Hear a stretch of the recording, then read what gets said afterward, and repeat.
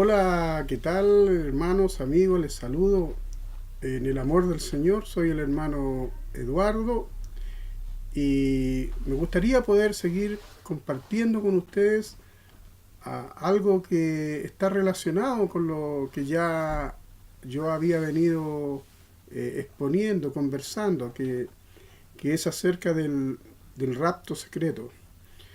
Les compartí en otros videos que mi posición acerca de que la iglesia pasará la gran tribulación es lo que yo veo como mayor evidencia bíblica, como lo que realmente la Biblia me da a entender que la doctrina del rapto secreto es una mera fábula, porque carece de fundamento bíblico, carece de solidez en cuanto a la palabra. Dos o tres versículos fuera de contexto han hecho una doctrina famosa. Todo esto también ayudado por películas, por mucha propaganda que ha realmente puesto esta doctrina como algo que los cristianos eh, admiten verdadero, lo sienten que es verdad, muchos de ellos honestamente lo creen, pero no se han dado realmente el trabajo de escudriñar la palabra de Dios, de ir a fondo, porque Jesús nos dijo que el que lee entienda, que debemos buscar ahí la verdad. La verdad no puede venir así de una forma tan cómoda de escuchar a uno que otro predicador, más aún, o falsos profetas, dice Lucas 21:8, que anunciarían que el tiempo está cerca, siendo que lo que nosotros compartíamos o conversábamos el otro día es que el tiempo no está cerca, en que todavía tienen que ocurrir dos acontecimientos en sí que van unidos, que son la apostasía y la manifestación del hombre pecado. Sobre esto mismo yo quisiera seguir conversando y también me gustaría que fuéramos a la palabra para entrar ya en materia y vamos a seguir escarbando, buscando en uno de los versículos que más claridad nos dan acerca de si la iglesia pasará o no pasará la gran tribulación. Me gustaría que buscáramos en la epístola, segunda epístola de Tesalonicenses, el capítulo 2, en el versículo 1, 2 y 3. Lo vamos a leer en el nombre de Jesús para ir poniéndonos ya a tono de lo que estamos conversando. Segunda de Tesalonicenses, capítulo 2, dice la palabra de Dios.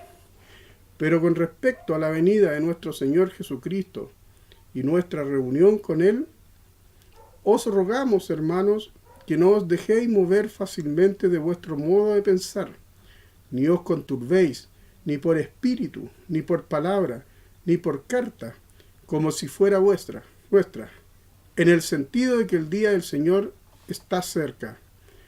Nadie os engañe, en ninguna manera, porque no vendrá sin que antes venga la apostasía y se manifieste el hombre de pecado, el hijo de perdición. Me gustaría que fuéramos especialmente a lo que dice el verso 1 de acá de este capítulo 2 de Tesalonicenses. Repito, dice, pero con respecto a la venida de nuestro Señor Jesucristo y nuestra reunión con Él. Aquí esa palabra es súper importante. Esa palabra es como la clave. De eso yo quiero que nosotros conversemos, de que una palabra cambia realmente todo el sentido de las cosas. Esa palabra que dice reunión con Él está hablando del arrebatamiento. El arrebatamiento es la reunión que va a tener la iglesia con Cristo. Ya solo la palabra reunión indica que es una volver a unir algo. La separación que hoy existe de la iglesia con Cristo, que ya lleva como 2000 años, un día va a dejar de ser separación y va a venir Cristo y vamos a reunirlos con Él. De eso está hablando el versículo 1 acerca de la reunión con Él. Volver a juntarse. Una reunión es algo que alguien se vuelve a juntar. Entonces Pablo dice con respecto a la venida del Señor y nuestra reunión con Él, está diciendo ahí en el versículo 1 exactamente que el arrebatamiento. Y si seguimos la idea de hablar de esto sobre la reunión con Él, dice más adelante que no os dejéis de mover fácilmente vuestro modo de pensar, ni os conturbéis ni por espíritu, ni por palabra, ni por carta, como si fuera nuestra, en el sentido de que el día del Señor está cerca. Eso, de que un falso profeta decía, Jesucristo iban a decir, el tiempo está cerca. Y no, aquí Pablo dice, no dejemos de mover fácilmente vuestro modo de pensar. O sea, los primeros cristianos sabían que la reunión con Él, que el arrebatamiento, sería solo luego de lo que vamos a leer más adelante. Nadie os engañe, dice en el versículo 3, en ninguna manera, porque no vendrá sin que antes venga la apostasía y se manifieste el hombre de pecado. Vuelve a reiterar algo sobre el engaño y decir que el arrebatamiento y la segunda venida de Cristo no pueden ser hasta después de la apostasía y la manifestación del hombre de pecado, el hijo de perdición. ¿Qué es el anticristo? ¿Qué es todo esto? Está hablando Pablo aquí, está hablando de la gran tribulación. Esta palabra que yo voy a poner aquí para que leamos, vamos a entrar más en detalle sobre esto. Esa palabra que ustedes leen ahí, amén, reunión, cambia todo el sentido de lo que hoy día la iglesia está creyendo. La iglesia cree realmente que Jesús vendrá antes de la gran tribulación a rescatar a la iglesia, y Pablo está diciendo no, la reunión con Él, el volver a juntarse después de esa separación de 2000 años, será solo después de la gran tribulación. Quiero repetir esto, porque es súper importante. O sea, la palabra de Dios nos está diciendo que el arrebatamiento, la reunión con Él, va a ser después de la apostasía y después de la manifestación del hombre de pecado. ¿Qué más hablar? O sea, yo en todo esto yo estuve meditando y hasta se me ocurrió una frase, emulando quizá a los grandes hombres de Dios que siempre decían frases famosas. No pretendo ser uno de ellos, pero con respecto a derribar una doctrina falsa con solo una palabra, en este caso la palabra que yo les mostraba, esta palabra, reunión, me hace que yo haya creado una frase que me parece simpática y se las quiero compartir. Dice, tan solo una palabra de la verdad de Dios es capaz de derribar una doctrina. Dice, tan solo una palabra de la verdad de Dios es capaz de derribar una mentira. Qué increíble, hermano. Qué increíble que tan solo una palabra, en este caso la palabra reunión, que sale en segunda de Tesalonicenses, capítulo 2, en el versículo 1, hablando de la venida de Jesús, el arrebatamiento, cambia totalmente lo que hoy en día es popular, pero lamentablemente es una mentira. Es una fábula, como yo en otro video había compartido. Quiero, hermano, que nosotros creamos a la Escritura, creamos a la palabra de Dios, no porque esta doctrina tenga poco más de 100 años y sea muy famosa, pasa a ser una verdad. Debemos nosotros creerle primeramente a la palabra. Esta es la profeta mayor. La palabra de Dios es realmente lo que nosotros debemos apoyarnos en cuanto a la fe. No apoyarnos en tradiciones, ni en la historia, ni en hombres que nos pueden parecer muy, ¿cómo es la palabra?, elocuentes. Pero en realidad lo que como cristianos estamos llamados a creer 100% en la palabra de Dios. Y si una sola palabra de la verdad de Dios está echando por tierra una mentira, es como para realmente admirarnos de la soberanía que Dios tiene, porque solo Dios puede realizar estas cosas, que dentro de su palabra, poder escudriñarla, nosotros, aún en una palabra, podemos derribar una mentira. A veces mucha polémica hay sobre esto, sobre el arrebatamiento, va a ser antes de la tribulación, después de la tribulación, y los dispensacionalistas, que son los que creen en el rapto secreto, ocupan versículos muy rebuscados, versículos que a veces están fuera de contexto, para poder defender una doctrina.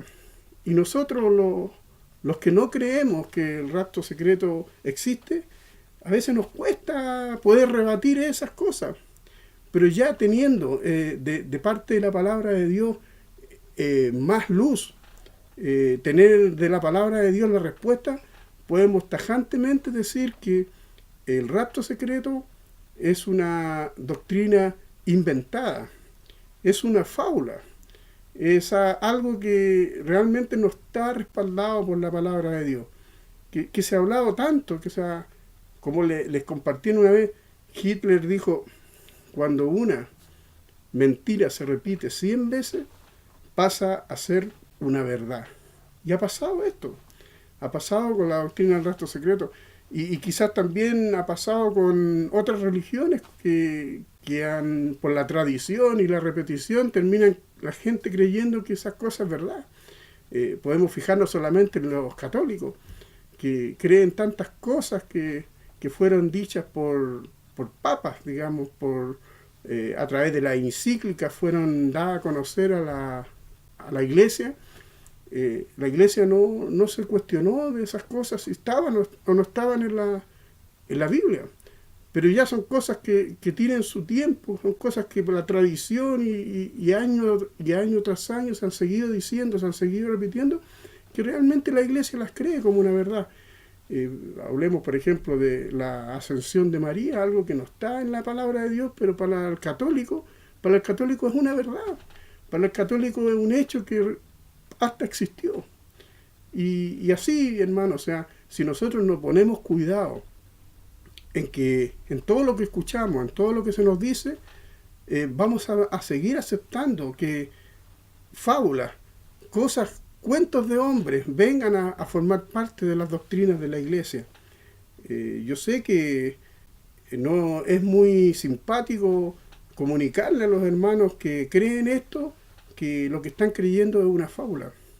Pero yo he sido bien didáctico para decirle, hay una palabra, y quiero volver a ponerla ahí, la palabra reunión, que tienen que leer ustedes, que tienen que escudriñar acerca de esto en 2 de Timoteo, capítulo 2, versículo 1, ahí dice, el arrebatamiento y la segunda venida de Jesús serán después de la apostasía y la manifestación del hombre pecado, el anticristo.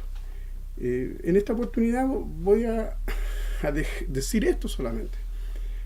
Tengo otras cosas que comentar al respecto, pero no quiero aburrir con mucho diálogo, estar 1 hora y media conversando. Quiero que sea una cosa poca, pero que a ustedes puedan seguir meditando y pensando acerca de esto, y más que eso, escudriñando la Escritura, porque ahí a nosotros nos parece está la vida eterna. Entonces es ahí donde tenemos que ir, a esa fuente, a donde no podemos errar. Esa es la antorcha que alumbra en un lugar espacioso. Así que, hermano, yo me quiero despedir cortito hoy día, cortito en esta oportunidad, pero con la promesa de que yo voy a volver a seguir poniendo sobre la mesa ahí el tema del rapto secreto, el tema de la venida y segunda venida de Cristo, que es lo que los cristianos hoy día nos interesa, porque si no nos importan estos temas, hermanos, quedamos a la merced de que seamos ignorantes ante los acontecimientos y lo que nos pueda pasar más adelante. Alguien dijo, creo que fue el hermano David Diamond, que el 65% de la palabra de Dios habla de las cosas que van a venir, habla de la profecía. Y eso es porque a Dios le interesa que nosotros estemos pendientes e interesados de las cosas que van a venir en el futuro. Así que hay más material. Yo creo que ustedes van a... Algo va a tener que funcionar en cuanto a la forma de pensar, de decir, sí, hay que escudriñar la Escritura. Lo sabemos, hermano, pero yo soy uno más que le recuerda esto. No pretendo ser un maestro, ni mucho menos, pero sí siento de parte de Dios que es tiempo de que la verdad se imponga por sobre la mentira. Hay quizá en el mundo este mover ya en estos tiempos finales de realmente saber cuál es la verdad y la mentira, porque mirad que no seáis engañados, dijo Jesucristo. Pablo dice ahí nuevamente en Tesalonicenses, habla acerca del engaño, porque es el engaño el arma de Satanás, es el engaño la mejor arma que ha utilizado siempre contra los hijos de Dios y contra la iglesia.